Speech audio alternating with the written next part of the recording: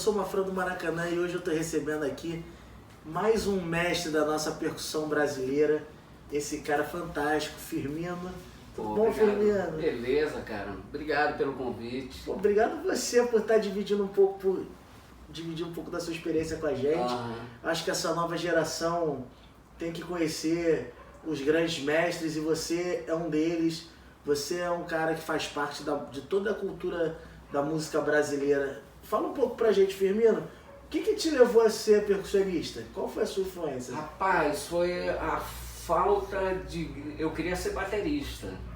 Então meu pai não tinha condição, a menor condição de me dar uma bateria. Eu morava em João Pessoa, que era uma província, né? E meu pai era um motorista de táxi. Então o máximo que ele conseguiu me dar foi um par de baquetas. Que aí eu tocava nas panelas. Minha mãe era extremamente musical, uma pessoa que comprava, toda semana ela comprava disco. E a casa da gente era música direto o tempo todo, assim, ninguém era profissional de música, né? Mas a minha mãe gostava muito de música. E aí, nessa, eu não tinha condição de tocar bateria, até que um dia, cara, aí, universidade, então, eu conheci um cara, o Roberto Cabeção, que era um dos caras mais antenados assim, de João Pessoa. Ele tinha uma irmã que morava em São Paulo, e a irmã mandava para ele, ela comprava discos, ela viajava, ia para os Estados Unidos, aí trazia um monte de coisa. E numa dessas viagens, ela trouxe o Amazônia, que é o primeiro disco do Naná Vasconcelos. Caramba. Aí o Roberto me ligou, falou: rapaz, eu tenho um negócio para você ouvir. Eu tenho um disco que a minha irmã trouxe dos Estados Unidos e você precisa ouvir esse negócio. E me emprestou o disco do Naná, da Amazônia. Você sabe que outro dia a gente esteve aqui com o Orlandinho Costa e ele falou a mesma coisa. O Naná, ele é uma grande influência, né? Ainda mais pra gente lá de cima, né, do Nordeste. Foi o primeiro cara, assim, de nome nordestino que foi embora e, né, fez carreira. Começou tocando no Som Imaginário, tocando com o Milton, gravou umas coisas com o Milton e se mandou, foi embora para os Estados Unidos. Então é referência pra gente, né? Pra quem não conhece, gente, Naná Vasconcelos, ele foi um dos primeiros caras a ir embora e conseguir colocar a nossa percussão brasileira ele e o Ayrton no jazz, né? É ele e o Ayrton, né, cara? Mariano, Então ele é uma grande referência. Procure saber quem foi o Naná Vasconcelos. Vou estar postando coisas dele aqui no canal. Legal. Porque essa informação é importantíssima, né? Exatamente. Continua aí falando. Aí eu vi o negócio, bicho, aí acabou a bateria, esqueci. Quero mais bateria. Existe um mundo muito mais legal. Tem outra alternativa, né? E aí eu tinha um amigo que falou assim: Firmino, por que você não pega coisa reciclável, negócio de lixo, que dá som e tal? Por que você não vai pegando essas coisas? Bicho, aí eu comecei a juntar, tipo, aqueles baldes de plástico que eu acho que era com água sanitária, tinha uma planta, eu acho que aqui no Rio tem também, chamada flamboyant. Flamboyant. Que tem uma semente, a semente dela, quando seca, ela fica, os carocinhos ficam soltos dentro, então é uma vagem grande. E aí você chacoalha aquilo e rola um som. E aí eu comecei a guardar, juntar essas coisas e tocar, e comecei a me juntar com a galera. Você tava com quantos anos, Firmino? Cara, isso foi em 75, não, e eu já, antes disso, eu participava do grupo folclórico da Paraíba, né? Eu era o zabumbeiro da segunda turma do grupo folclórico da Paraíba. Então a gente era um grupo, na época, muito conhecido. A gente se apresentava jogos estudantis brasileiros, eventos, encontros de folclore, e até que em 75 nós fomos escolhidos para representar o Brasil na Gimnastrada, que é o campeonato mundial de ginástica. Cada país levava uma representação folclórica e o nosso grupo foi escolhido para representar o Brasil. Que legal! O objetivo da gente era todo mundo vir Rio de Janeiro. E aí, aqui acontecia tudo. Tudo, aqui era... Hoje está acontecendo mais nada. Ninguém, exatamente. Acabou. Mas antigamente todo mundo queria vir para o Rio de Janeiro. Ninguém queria ir para São Paulo. O pessoal da música, ninguém queria ir para São Paulo. Era Rio de Janeiro, porque aqui é onde tinha as grandes gravadoras, né? O Canecão, sim, né? as casas de shows, tudo. Era o Rio de Janeiro, eu já cheguei trabalhando, cara. Eu vim pro Rio, assim, eu não tinha tumbadora, não tinha, aí peguei as tumbadoras emprestado do Jarbas Maris, que hoje toca com o Tom Zé, e eram as congas de fibra, assim, que não afinavam mais. A pele já não... Já tava no talo. No talo, não nada. Eu tinha um bongô caramuru, aí minha mãe fez uma capinha, assim, comprou um brim, uma espécie de jeans, né? Um brim, coisa mais grossa, fez uma capinha. Só que o bongô, eu começando, despachei o bongô. Caramba, chegou aqui. Ele afinado. Ele não era para despachar, eu tinha que ter desafinado. Aí, rapaz, quando chegamos aqui no primeiro dia de gravação, a segunda-feira, no Estúdio Havaí, a primeira música chamava Estilhaços, que é o nome do disco. E eu uso o bongô. Quando eu abro a bag, assim, tava rachado a pele. Segunda-feira, onde é que eu vou arrumar uma pele? Bicho, não tinha como. E não era, antigamente não era igual você entra na loja e compra pele sintética. Não era assim, não. Não tinha pele pronta para você colocar no bongô. Tinha que ir na casa de Umbanda. Comprar pele, molhar, empachar, esperar secar e tal. Vê se ficou bom. Eu gravei com um bongô furado essa música. Caramba! Rola um bongô do começo ao fim. Furado. Mas você falou pro produtor? Não, eu mostrei quando cheguei no estúdio que eu abri, eu entrei em choque. Né? Tu falou com o cara ou tu ficou na tua? Não, eu falei, vou tocar o bongô. Eu perguntei, vocês têm bongô aí? Um bongô? Não tem. Então vai ter que ser esse mesmo. Olha como é que ele tá. Eu mostrei lá, os caras ficaram meio assim. Vamos lá, vamos assim mesmo. E aí eu gravei com esse bongô, mas ficou bom, ficou legal. O Jurim, cara, o Jurim Moreira, que eu quero muito que ele venha aqui. Jurim nosso mestre também, né? Da bateria. Eu trabalhei 3 anos, morei com o Jurim. Cara? Você morou com o Jurim? Dividimos apartamento no Leblon quando a gente tocava no Seu, em 82. Eu almoço quase todo dia com o Jurim aí no botequim que tem ali. É mesmo? Então, se pergunta isso aí. E o Jurim é o seguinte, ele falou pra mim outro dia, mas é o seguinte, cara. O som não tá no instrumento, o som tá no músico. Exato, eu tinha um professor... Pra ter o melhor instrumento, a melhor coisa, se você não souber o som que você quer... Eu tive um professor chamado Carlos Galvão, que era um cara de Brasília, irmão do Sérgio Galvão, a família toda de música. Família Galvão. A família Galvão, todo mundo fera. Tinha o Zequinha, que era baterista. Tem o Sérgio, né? Que o baterista do Percussionista tem sempre um nome mais exótico, né?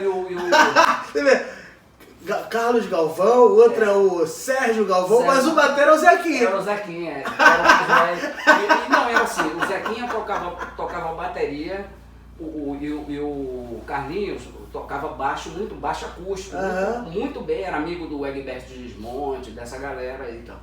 E ele falava isso. O que determina a música é o músico, não é o instrumento que ele toca, não é saber o que você faz com aquele instrumento, né? Não é porque eu vou tocar bongô e vai ficar legal pra caramba porque o bongô é bom pra caramba. Não, o cara tem que tirar o som daquele instrumento bom, né? Então eu concordo com o Jurim plenamente. Já que você tá falando de bongô, deixa eu aproveitar para te mostrar aqui que eu tive esse prazer de ser a minha vida como percussionista, ela foi uma, e depois que eu conheci o Dom Chacal foi outra. Ele foi um grande mestre para minha vida. Pra todos apesar nós. de todos vocês que estão participando desse programa e desse conteúdo, eu vejo como referências para esse caminho, referência desse Brasil que a gente tem.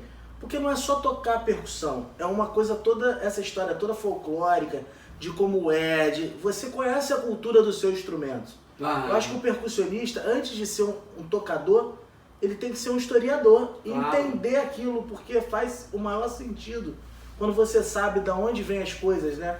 E esse cara me transformou, foi transformador. E eu herdei um dos instrumentos que marcou a música popular brasileira, que é aquele bongô de falso brilhante. E de todas aquelas músicas do... Cara, na boa, não é por ser o Chacal não, mas o melhor cara que eu vi tocar bongô, se colocar bem numa gravação, era o Chacal.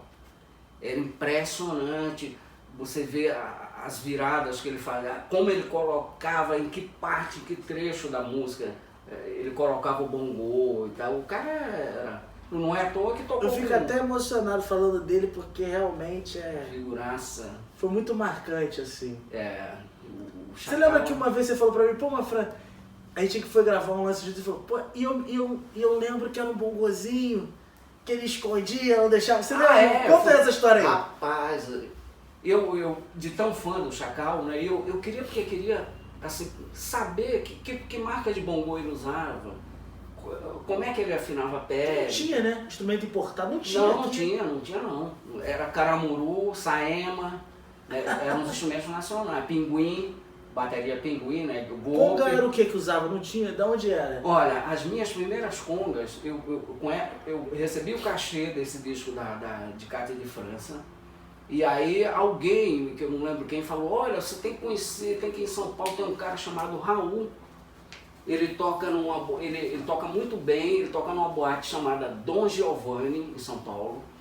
E ele tem uma serralheria. Serralheria. A serralheria, pode ser, ou serralheria ou serraria. Que ele faz conga, ele faz bongô, ele tá fazendo bloco, tempo block agora e tal. Aí me deram um endereço, tava rolando um som, aí tinha uma caixa, tinha alguém tocando violão e sobrou aquela caixa, aquela case dura assim, das antigas, né, de violão. Aí eu peguei a case, botei assim, comecei a batucar na case, né, que toca vinho, tomando vinho e tal.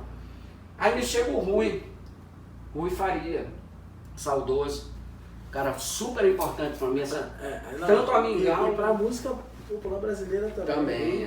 Também, MPB4 Band líder MPB4, né? Era um band líder do MPB4, né?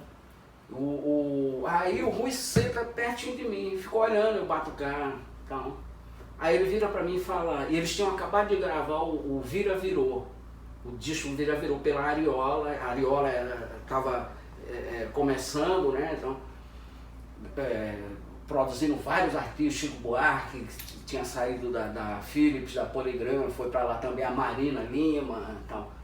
E aí o Rui senta e fala, vem cá, você não quer fazer, você tem instrumentos?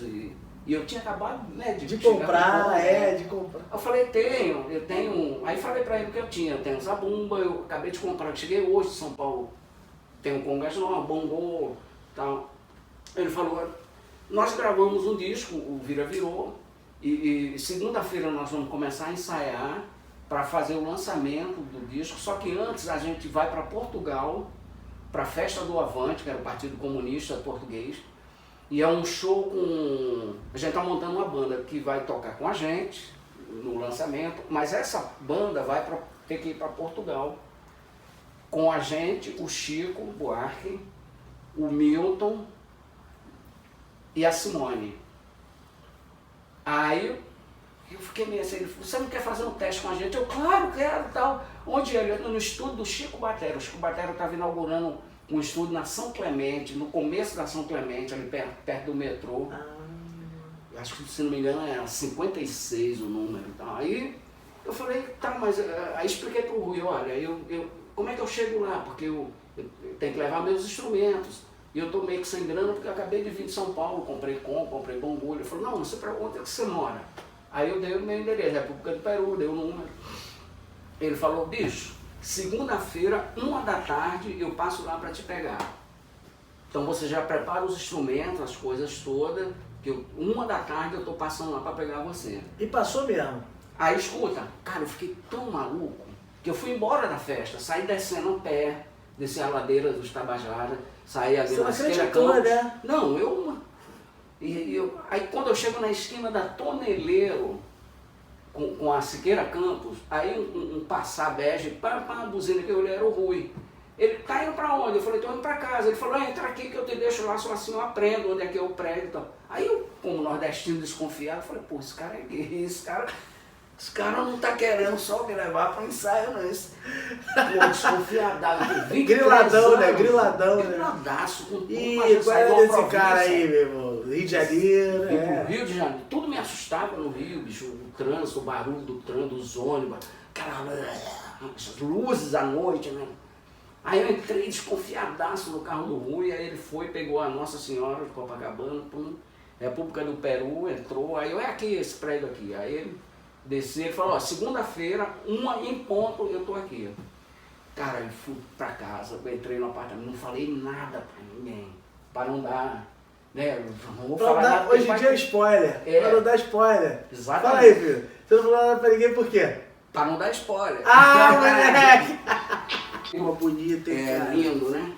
Ele é feito pelo Zezito. Pelo Zezito, que é né? irmão do Durval. Do Durval, né? Que é o cara que eu nunca vi ninguém tocar zabumba como o Durval, assim, acho que é o cara, acho que eu falei pra ele, quando o Durval nasceu, assim, que tiraram ele de dentro da mãe dele, já veio usar bombinha, assim, veio o Durval. Ele juro, tanto nada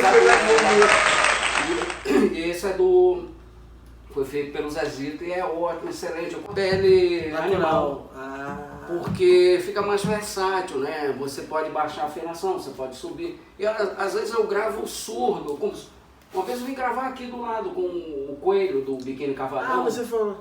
E aí ele traz o surdo, só que o meu surdo é maior do que eu, né? Aí eu sugeri a ele, eu falei, bicho, expliquei, né? Eu tenho uma zabumba, esquece esse negócio de música do Nordeste, não vai ser nada. Eu tenho uma zabumba com pele animal e tal, que quando eu baixo a afinação, ele rola um surdo. Ele, então traz essa porra aí. Mas como é que faz isso? Tem que ser levinho. Tá desafinado, né? Tá sem baqueta. Deixa eu pegar uma baqueta aqui. Deixa eu segurar ela pra você. E é levinha, né? 6 quilos. Ó. Pesei naquela balança do aeroporto. Um dos motivos que eu amo o Zabu é que ele é leve. Ainda tá muito frouxo. Mas se você subir um pouquinho, ele fica... Já vem aquele... Ele é 18 polegadas, é o mesmo 18, diâmetro do meu surdo, né? Só que ele tem 30 centímetros. Porque a gente tem que levar surdo, conga, bongô, não sei o que, mas às vezes realmente fica puxado. Eu gravei como se fosse alfaia. Com essa todo frouxo, isso aqui, com 2 baquetas.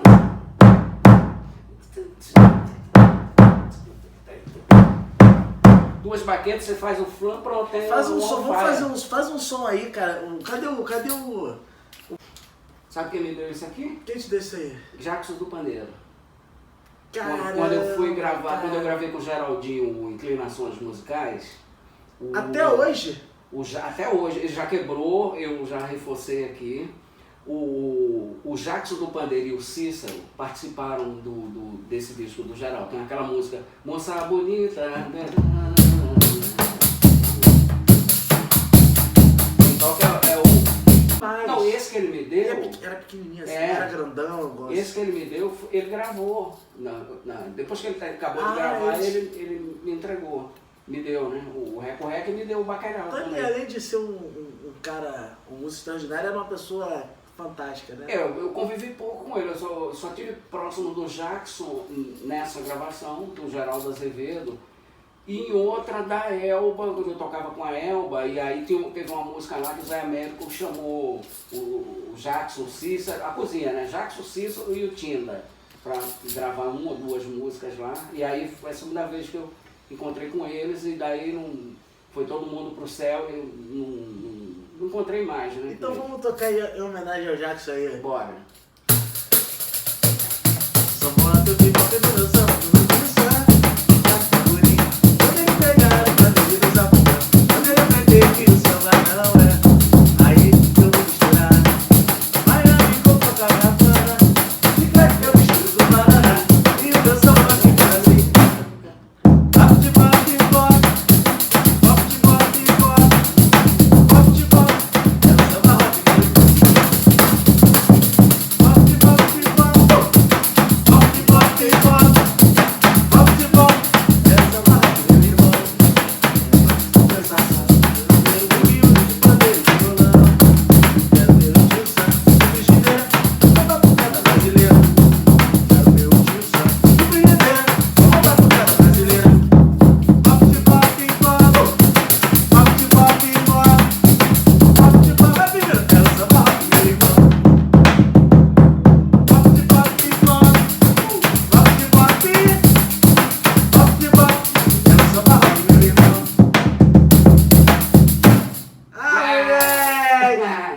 Que swing é esse de Zabumba, meu irmão? Legal, né?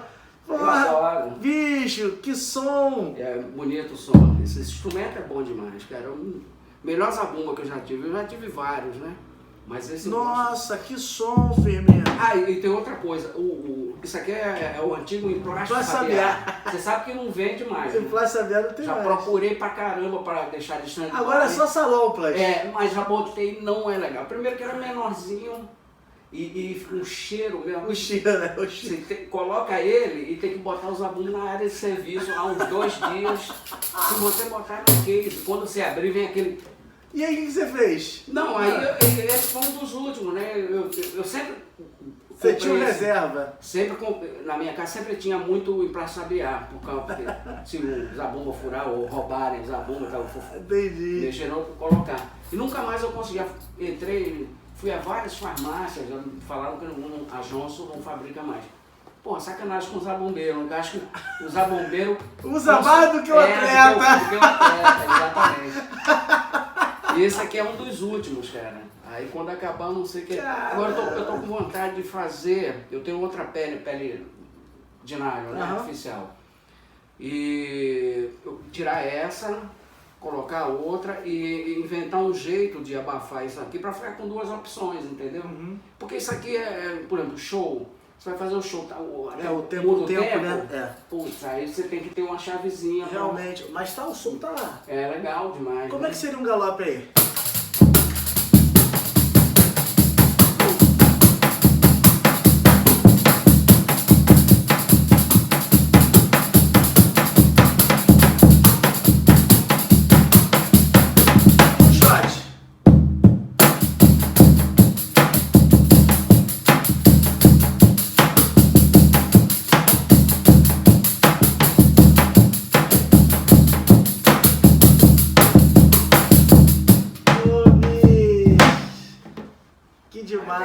Baiãozinho.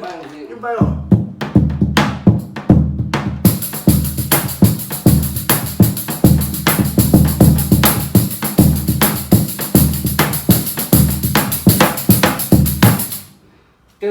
Tem outra levada aqui, muita gente fala que é forró, né? Ah, essa levada, e não é coco. Quando a gente estava tocando a música do Jackson do Pandeiro agora, a gente estava fazendo exatamente o que ele fazia no pandeiro e o que o Cícero fazia. Eu conversando com o Zé Gomes, que é filho do Cícero, o Zé Gomes falou, o que meu tio tocava no pandeiro era samba e o que meu pai tocava era coco. Então, o coco é isso aqui. Muita gente chama de forró, né?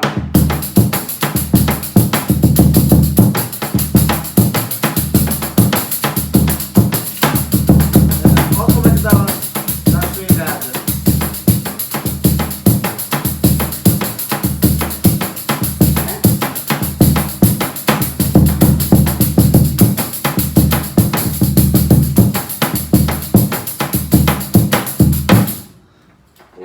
Demais, cara. E tem chachado.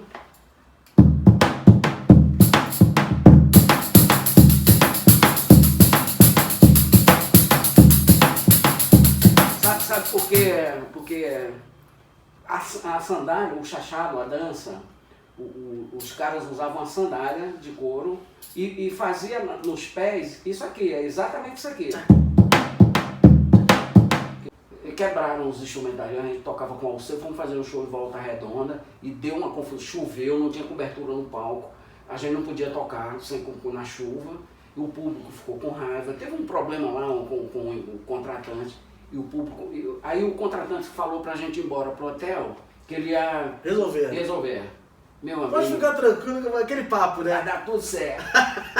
Aí nós fomos pro hotel, rapaz, estamos lá no hotel, no quarto, a banda, porra, bicho, fica chique. Daqui a pouco, meu amigo, chega a técnica, os caras da técnica, da iluminação. Vambora! Tá tudo rasgado, assim. O que é que aconteceu? Os caras falaram, quebraram tudo. Meu amigo, a polícia já chegou, cercou o hotel, com medo do público. Quebrar e entrar no hotel e enfiar porrada na gente, entendeu? No dia seguinte nós fomos e era no campo do Volta Redonda, aquele estádio Raulino de Souza, tá? o estádio de Volta Redonda, o show era lá, o palco montado no meio. No dia seguinte nós fomos lá, rapaz, a percussão estava toda montada, conga, bongô, timbara, aqueles instrumentos pequenos. Eu consegui achar um par de clave, um cowbell e 5 apitos. Nada mais. O bongô não estava, conga não estava. O canhão da luz, a polícia achou em cima de um vagão de trem, daqueles trem da siderúrgica, né? Do negócio do aço lá. O canhão estava lá.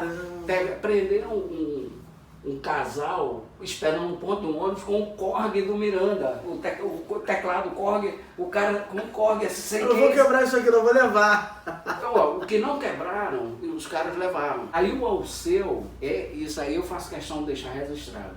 A gente chorando assim, por causa do agora, meu Deus, o que a gente vai fazer? E a gente tinha turnê, cara. E depois desse show de Volta Redonda, começava a turnê em 83 com o Alceu, o Brasil inteiro, tudo junto. Quando meio não tinha mais nada. Já não tinha instrumento para tocar. E a gente chorando assim, o Alceu entra assim no quarto, fala, moçada, olha aí, chora não, eu vou dar tudo para vocês, façam uma lista de tudo que vocês perderam, eu vou dar tudo para vocês. Cara, o cara deu tudo pra gente. Tudo que eu botei na lista, que eu tinha perdido, que eu escrevi lá, eu recebi de volta. O Jurim recebeu a bateria de volta.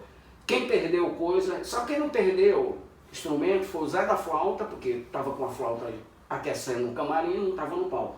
E o Degas, que ficava sempre com o baixo e tal. Mesmo assim, o Alceu deu um alembic pro Degas de presente, assim. Achou legal, estava na loja, nos Estados Unidos, levar pro Degas. E deu de presente. Caramba! Todo mundo sabe, isso foi um negócio, foi barra pesada. E antes da gente receber os instrumentos da gente, o Poladian, lá de São Paulo, a gente fazia turnê com ele, ia fazer as turnês com ele. Ele que alugou percussão, bateria, essas coisas, para a gente poder fazer o show. Antes de chegarem os instrumentos novos. Quando chegou os instrumentos novos, imagina, eu morava com o Jurim. E chegou tudo desmontado, canoa desmontada de tom-tom, nenhum tambor montado. Tudo, os parafusinhos, assim, não sabe. A gente passou um dia, cara, montando tudo. Eu montando a percussão e o Jurim montando a bateria dele, parafusinho, montamos tudo na sala e começamos a tocar. Bicho, mas sentando a mão mesmo, amaciando o instrumento, sabe? Virada de timbale. Daqui a pouco deu uma parada, tocou o interfone. A gente foi atender.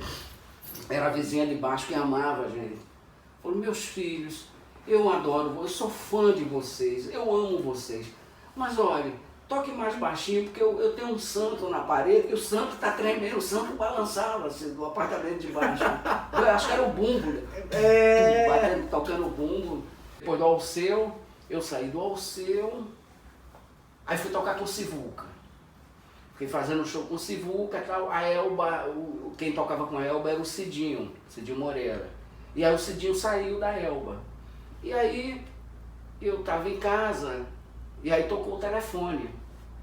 Aí eu atendi, era a Fafá, que trabalhava com Fafá Magno, trabalhava com a Elba. E perguntou se eu queria entrar pra banda e tal. E aí eu, meu Deus do céu, e agora o que é que eu vou dizer? Porque, tinha mais shows na Elba. A Elba era estourada, a Anitta, assim, sabe? Fazia show de quinta estourado com a música da novela, do rock santeiro, né? Estou de volta pro meu aconchego e tal. E aí, meu amigo, peguei o bonde andando sem ensaio, mandaram uma fita cassete pra mim. E o Cidinho saiu por quê? Não sei. Foi por outra gig, talvez? Eu acho que ele saiu pra ir tocar com a Gal. Pode ser sido. E aí eu fui, mandaram a coisa, já ouvi tudo, anotei, fiz minha cola e já estreava no interior de São Paulo. Minto, teve um ensaio só. Teve um ensaio só que não era, não virou uma zona. Mas você tocou com a Elba antes do Repolho ou depois? Antes. Caramba. Eu toquei com a Elba de 85 a 90.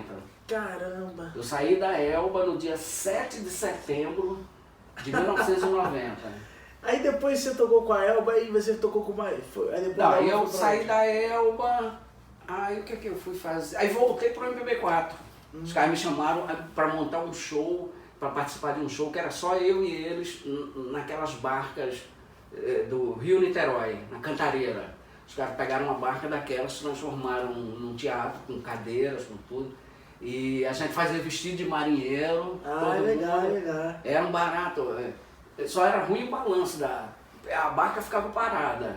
Eram 15 dias lá na Araribóia, né? Lá em Niterói. E depois... E na Praça 15, mais 15 dias aqui no Rio de Janeiro. Então a barca ficava parada. O problema é quando chegava outra barca.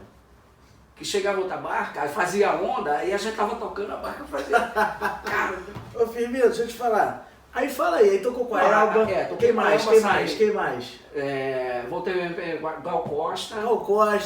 Fala aí, pra quem mais? Gal Costa. Simone. Paulinho Mosca, você gravou todos aqueles sucessos, né? Meu amor. Não. O que você gravou? Eu gravei um disco ao vivo. Um disco ao vivo. Com o Paulinho Mosca. Toquei com o Geraldo Azevedo também. Gravei um dos discos mais lindos que eu já participei, que é o Inclinações Musicais, do Geraldo Azevedo. Olha, gente. Que tem Dia Branco, né? Se você vier. Você gravou aquilo? Não, essa não tem percussão. Firmino, desculpa eu te interromper, é que a história, é tanta história, cara, que dá pra gente fazer um longa-metragem. Deixa eu te fazer uma pergunta. O que você falou que gravou com o Geraldo e tal, essas paradas. Como você gravou muitos sucessos, né? Dei muita Morena sorte. Tropicana, você gravou esse. Me fala outro sucesso que você gravou.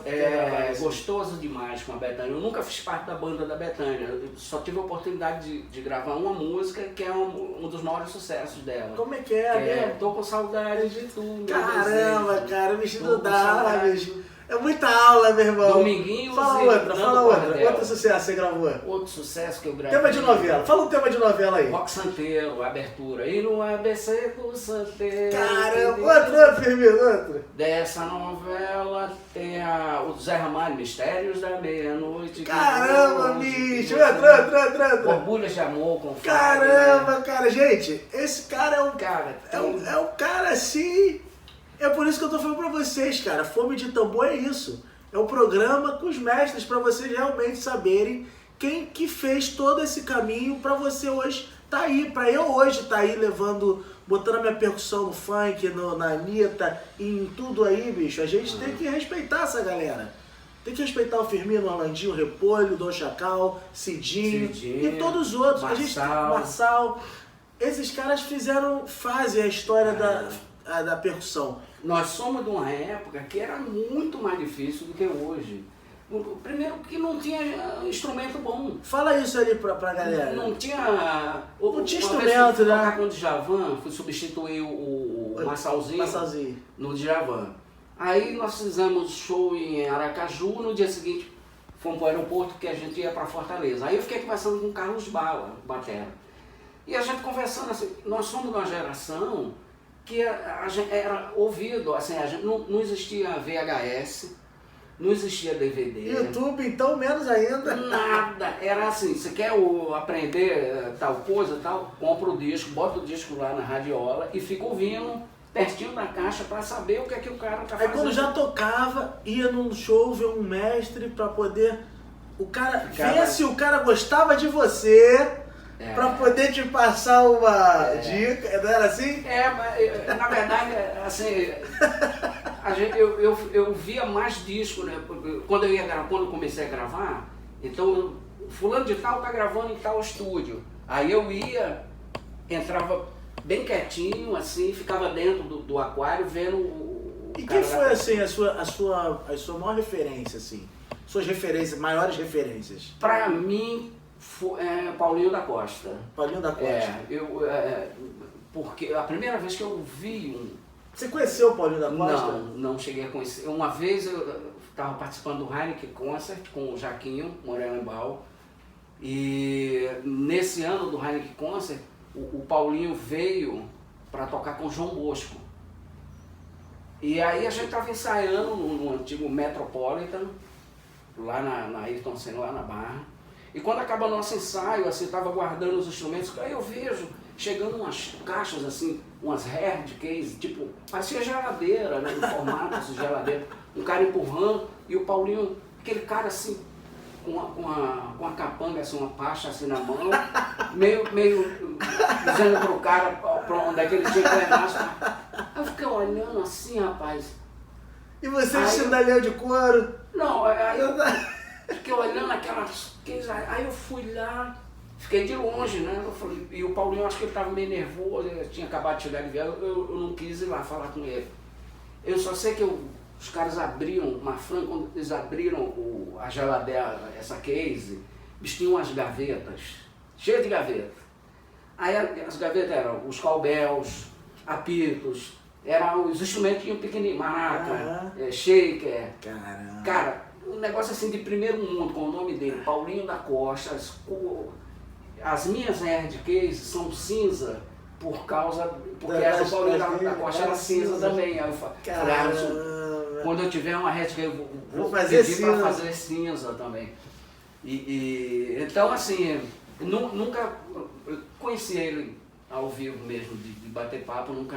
Mas é assim, como eu comecei a gravar muito e a gostar muito de gravação, eu começaram a me falar do Paulinho da Costa. Então você precisa conhecer, ouvir o Paulinho da Costa. Ele foi com o Sérgio Mendes para os Estados Unidos. Hoje ele é o cara que grava muito com todo mundo. Jones, né? Até que saiu aquela música All Night On do percussão pra caramba. Tudo, você ouvia tudo, todas as coisas. Aí eu enlouqueci, aí comprei esse disco, não dá muita nota, ele coloca a coisa no lugar certo. Tem um disco do Eric Clapton chamado Reptile, é um disco de 2001, um CD de 2001, que a primeira faixa, eu acho que é Reptile também o nome da primeira faixa, é o Steve Gadd de bateria, o Nathan East de baixo e o Paulinho da Costa de percussão. Tudo simples, é como se fosse uma bossa meio samba. O Steve Gadd de vassourinha. E o Paulinho da Costa tocando um bloco, eles fazem um shake e um bloco só, fazendo aquela marcação de samba, de bossa nova, né?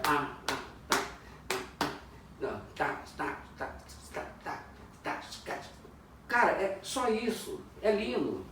Então assim, o Paulinho da Costa é minha referência por isso, porque eu falei, cara, eu vou seguir a linha desse cara. Você realmente, pra sua geração, você sempre foi um cara mais econômico de colocações. Tanto é que você vê no Morena Tropicana, você tem aquela clave, esse timbale é muito marcante, aquela com... É muito marcante. Mas essa clave é uma coisa assim... Até hoje... ela pinta, né? Naquele bolo todo, ela pinta, né? E que bom que você falou isso do Paulinho. Agora, o Paulinho da Costa, mas eu tenho o Cidinho. Antes de eu conhecer o Paulinho da Costa, eu ia na do Cidinho. Porque eu acho o Cidinho cara, extremamente criativo. É muito criativo o Cidinho. Muito. E é muito bom também. E o Chacal por causa da Elis Regina, do João Bosco, né? Antes de eu chegar, eu vim morar no Rio, eu já sabia. Quando eu cheguei no Rio, eu já sabia quem era o Chacal e quem era o Cidinho. O Cidinho eu sabia por causa do Ney Mato Grosso, né? O Chacal também passou pelo Ney Mato Grosso. Então, em João Pessoa, tinha um amigo que tinha um disco do Ney Mato Grosso, e tinha uma foto que eram os músicos todos de jeans e sem camisa. Aí tava lá o Cidinho, o Elber Bedak, o próprio Ney também, então, nessa foto. Então, imagina o garoto, vinil, você ouvindo aquele negócio, caralho, eu quero ser isso também, eu quero fazer isso também. Então o Cidinho, assim, é também uma referência para mim. Eu me espelhei, principalmente quando eu fui substituir o Cidinho na Elba. Eu fui tocar exatamente o que o Cidinho tocava na Elba. Eu não inventei nada, assim. Já estava pronto o show, o show estava pronto, eu vou ser fiel ao que o cara está fazendo, né? E é bom para mim porque eu aprendo coisas que eu não estou acostumado a fazer. Então aprendi muita coisa com o Cidinho, né? E são esses três caras, assim. O Naná, que foi mas já é outro estilo, né? O Naná já é um percussionista, mas já que tem outro estilo, diferente do Paulinho, do Cidinho e do Chacal, né? Então esses caras... Deixa eu, aproveitando os seis você falando do Chacal, deixa eu te mostrar aqui aquele bongô que você não viu aquele dia. Porra. Que eu tive o prazer de herdar ele e todo mundo que passar aqui no meu no programa. História que eu não vi. É. Não, fui gravar, era eu e o Chacal, na Companhia dos Técnicos. É. Antes era RCA. RCA Vita. É, era lá. Aí quando eu cheguei, o Chacal já tava. Aí eu cheguei a falar com o produtor e tal. Aí o cara falou, o Chacal já tá aí. Aí eu, aonde? Não, ele tá ali, ó, tem aquela tapadeira ali. Ele tá ali, deve estar sentado ali, tá ali, eu não vi ele sair dali. Rapaz, aí eu fui lá falar com ele, né? Abri a porta do estúdio assim, ô Chacal! Nada, ele não respondia. Aí eu fui andando, Chacal! Ô Chacal, pô, será que ele tá aí mesmo? Aí quando eu chego no negócio, ele tava sentado no chão, aí quando ele me viu, ele pegou o bongô, escondeu, pegou o bongô. Pra mim não ver. Aí eu fiquei griladaço, né, com aquilo, né? Aí depois conversando acho que com o João Lira, ou foi com o próprio produtor, aí ele falou que o Chacal não gostava que ninguém visse o bongô que ele gravava, entendeu? Ele tinha esse negócio, assim. Ó, pai, desculpa, você está aí no lugar melhor que a gente, se Deus quiser. Mas já que você escondeu esse bongô durante tanto tempo, eu vou mostrar ele pro mundo, porque foi com ele que você honrou a percussão do Brasil, né? E, não tem, e esse bongô foi o que gravou todos esses sucessos, Falso Brilhante, aquele sucesso João Bosco. Que coisa linda. E você vê que é um instrumento simples, né? É. Olha, tá com a mesma afinação que ele deixou até hoje, eu nunca mexi.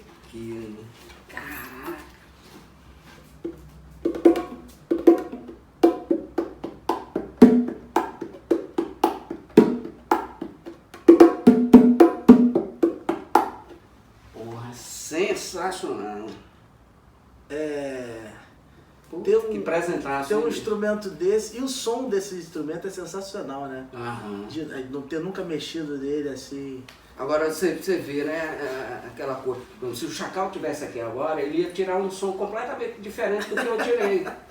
Né? Porque, cara, o Chacal tinha os dedos enormes. Ele tinha mão grande. Mãozaça. Ele fazia isso que eu tentei fazer aqui agora, ele fazia brinquecer. O rulo, né? Pô, ele fazia... parecia uma baqueta, o dedo dele. Bicho, que maravilha. Pra mim é sensacional ter um instrumento desse no meu acervo. Claro, bicho, isso aí. Lógico. O meu triângulo, eu morro de ciúmes dele. Porque o meu triângulo, eu só tive um triângulo na vida, que é esse que eu tenho. Ah, é? E todas as músicas que eu usei triângulo, foi com esse triângulo. Então, assim, o ferrinho dele, que era redondo, ele já tá ficando reto. Caramba! A parte de baixo, né, que ela já tá ficando reta, foi gastando, cara. De tanto você usar. Eu não usei só em gravação, usei em show também, né? Fiz muito show só com a Elba, eu fiquei 5 anos, era show de quinta a domingo. A gente voltava pro Rio na segunda, ficava segunda, terça e quarta. Às vezes tinha show na quarta também, então a gente ficava assim, rapaz, tem umas cenas assim, quando eu toquei com a Elba, a gente ficava muito tempo fora, tipo Nordeste, 20 dias, e voltava todo mundo com roupa, aí parava no Galeão, mas ninguém ia para casa, porque a gente tinha que esperar um voo para ir para o Rio Grande do Sul. Aí sabe o que acontecia? As mulheres, as namoradas, traziam roupa limpa, trocava só a mala, sabe? A galera entregava a mala. Porque o amor era vermelho demais, recebendo esse mestrão aqui da MPB, da música brasileira. Cara, obrigado. Esse cara que gravou todo mundo, é prazer demais, cara. Obrigadaço. Demais, Firmino. Fundo do meu coração. Obrigado você. Obrigado pelo convite. Obrigado.